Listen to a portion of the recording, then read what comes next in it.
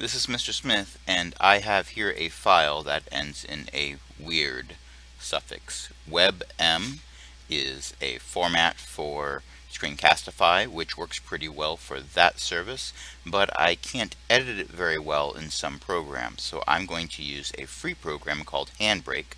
I already have it open here. Your version might be slightly different than mine, depends on when it was downloaded and installed. I have two options here to start off. One is if I have a lot of files that I want to convert. This is if I just have only one. I'm going to pick that. And my file happens to be on my desktop. There it is, open. And it's a relatively short file, so it did this process very quickly. If you're on this screen, the option for doing that is here when you click open source, and you get this interface again.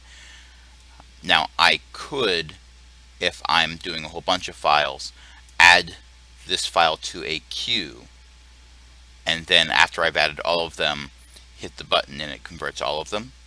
But I'm not going to worry about that right now because I only have one file. Now I have to give it a destination. If I don't give it a destination, then that kind of defeats the purpose. It doesn't know where to save it. And I'm just going to have it save it here. I'm going to name it demo. And as you can see, save as type is already MP4. That's a pretty good one to use. I probably don't need to put the suffix, but I like to. I'm going to hit save. And down here already said MP4. I don't really need to change any of these settings. It's going by what it already had in the original recording. If you're a more advanced user, you can mess with all these things or mess with the presets that are over here, but for the most part, leaving these alone is probably enough. I'm going to tell it to start the encode process, and I get a little progress bar down here. Once this progress bar has gone all the way across, I will have a finished exported file that I can pretty much edit in any video editor that's worth using.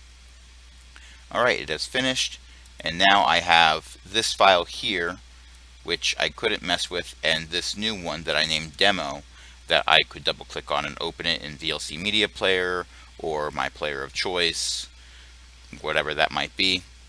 And I can edit that in pretty much anything. You notice the icons are also different because Windows is able to look in on this particular video file and say, oh yeah, that's a video. I know what that is.